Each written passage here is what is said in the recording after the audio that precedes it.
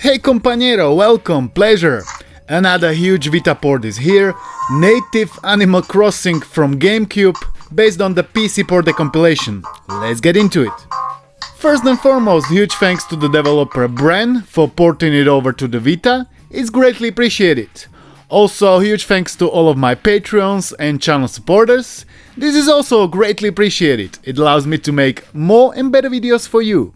So, Vita port is based on an Animal Crossing PC port that is built on top of the decompilation project. Before you all start to ask whether GameCube games can be ported now to the Vita, it can be only possible if they have been fully decompiled and if there is a working PC port. Only then there is some kind of chance it might happen, but it still might not happen. Nobody knows what future holds. Now, how to install it. YouTube doesn't really like when I talk about step-by-step instructions. They even recently took down my Devil May Cry 4 Refrain Vita port video. I had to re-edit it and re-upload it. Either way, steps are super easy and you can find them on the official GitHub release page. Link is down below and the game path should look like this. Size is about 1.4 GB. Now we have it running. In the options we can change resolution and the render scale. It is running in Vita's native resolution, but we can go lower for better frame rate. We can change aspect ratio, widescreen or 4:3, and we can change texture packs. This is an alpha release, so it is recommended to wait for a bit for a proper texture pack support. As you can see, the game is running surprisingly well. Animal Crossing is a slow-paced game, so you don't really need super stable frame rate, but as you can see, it was still holding very close to 60 FPS. Performance is honestly great for an alpha release.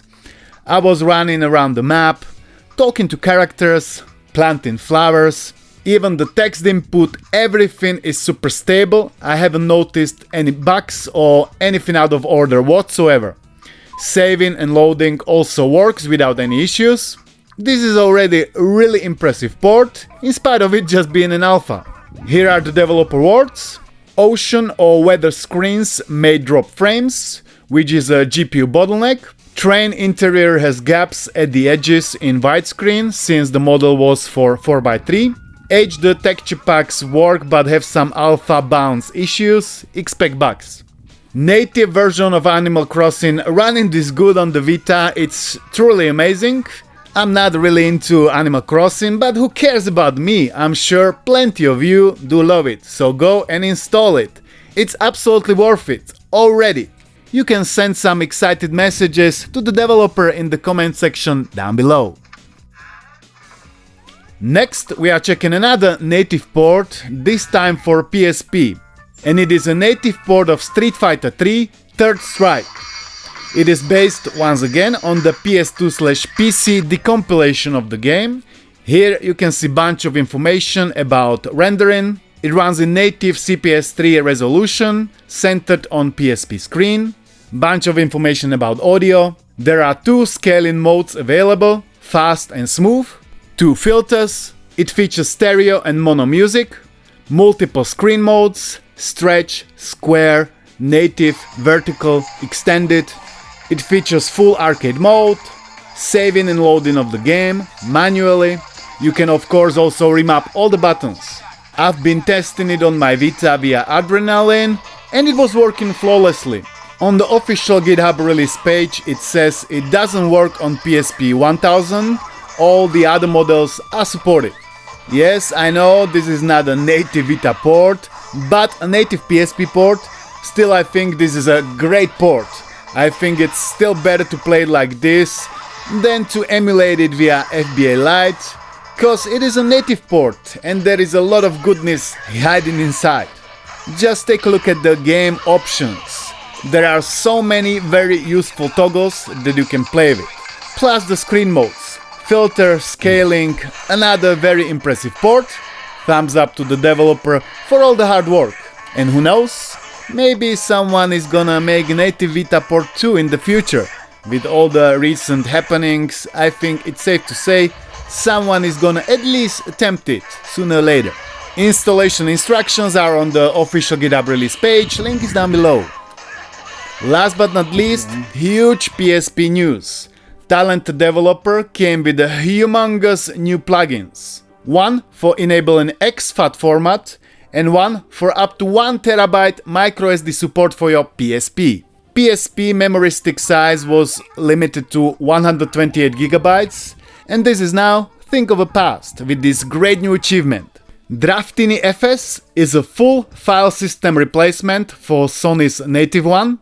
It allows the PSP to detect and use FAT32, exFAT, and most importantly, Extreme Speed, a completely new PSP ISO specific file system that is extremely fast. Extreme Speed was not built as an alternative to FAT32 or exFAT, but to live alongside either one of them on your SD card. Then the other plugin is called Leftovers. It was initially designed to overcome the SD card size limitation to support up to 1 to 2 8TB SD cards. The idea is simple: create multiple partitions under 400 GB inside your 1 TB and design an efficient and quick way to swap between them without needing to physically touch the SD card, but still allowing the same performance. As I said, absolutely mind-blowing. These are truly humongous news. Big up to the developer for creating all of these sophisticated tools. I'm sure they're gonna be used wisely and eagerly by all the Vita comrades. I mean all the PSP comrades. I haven't tested it yet, but I'm gonna test it very soon on my PSP Go. It's already fully disassembled, ready to go. 256 gig microSD card is also waiting right next to it.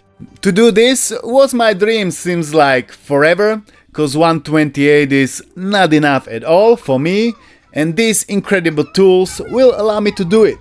Huge thanks for this. If you enjoyed this video and you wanna see more, like, comment, join, subscribe. Thanks to you for watching, and I'll catch you in the next one. Peace!